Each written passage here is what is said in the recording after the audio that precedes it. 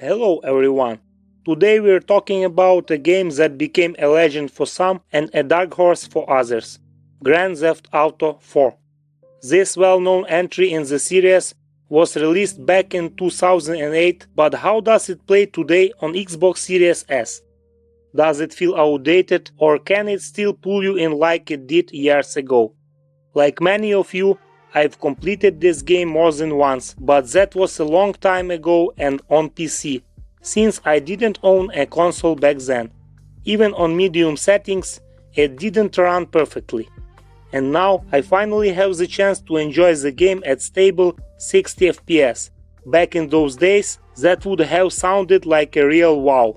On Xbox Series S, the game runs via backward compatibility. It's the same Xbox 360 version but enhanced with FPS boost. The resolution is the standard for that generation, 720p, but the most important thing here is the stable 60 frames per second.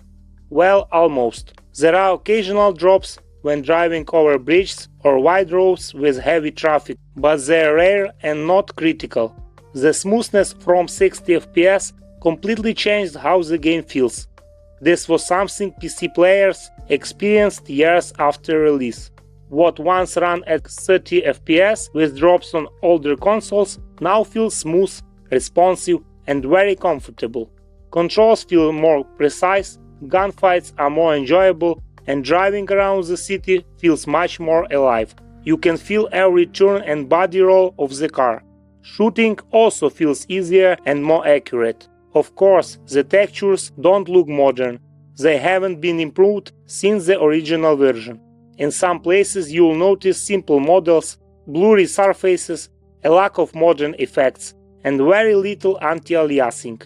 The draw distance could also be better, but after just 10-15 minutes of playing, you stop paying attention to it. It's also worth noting that the console version had some advantages over the PC version at the time. Better reflections on cars, improved lighting, especially at night, and slightly different contrast. But the biggest difference between GTA 4 and other entries in the series is its atmosphere.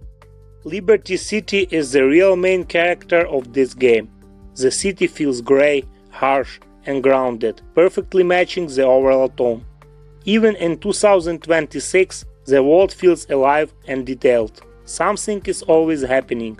Cars honk, people argue, police respond to crimes, and random events occur during your drives. Cops chase criminals, accidents happen, pedestrians go about their business talking on the phone or with each other.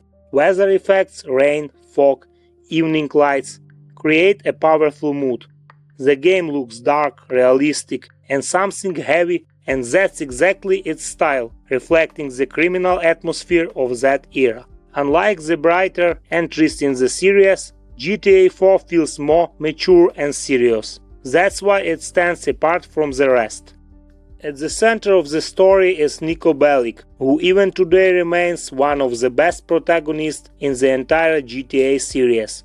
His story isn't just about crime and early 2000s chaos. It goes much deeper: immigration, the past, difficult choices, disappointment, and the search for a better life. The dialogue feels natural and authentic. You can tell this is a Rockstar game. The characters are memorable and in some sense still feel more powerful and serious than those in many modern games. If you haven't played GTA 4 in a long time or never played it at all, the story alone is worth coming back for. It hasn't aged at all. Gunplay feels solid, especially at 60 FPS. The cover system works reliably. The physics of both characters and vehicles still feel convincing. In fact, physics is one of the main reasons the game remains enjoyable. Many people consider it the best vehicle physics not only in GTA but among many games in general. Cars have weight, suspension, and inertia. Crashes look natural and realistic. Driving feels heavier than in GTA 5 and it takes some time to get used to. But after a few hours, it actually becomes enjoyable because you can feel the weight of each vehicle. Drifting in particular feels great. Overall, it's classic GTA, completing missions, solving problems, taking contracts, stealing cars, chasing enemies, and much more. Are there any downsides? Yes, and it's important to be honest. Low resolution and weak anti-aliasing, some outdated textures and lack of detail, no modern console upgrade, while other entries have received updates. The interface and some mechanics may feel old or limited, but the key point is that none of these issues ruin the game. They are purely technical. Once you get immersed in the atmosphere, these limitations fade into the background. In 2026, GTA 4 on Xbox Series S feels surprisingly good. The 60 FPS boost truly gives the game a second life. The atmosphere, story, physics, and world still hold up to the high standard set nearly 20 years ago. This is one of those games that doesn't age because of graphics. It ages only because people stop talking about it. Coming back to it today reminds you why it became a cult classic. Of course, it doesn't compete with modern games, but it doesn't need to.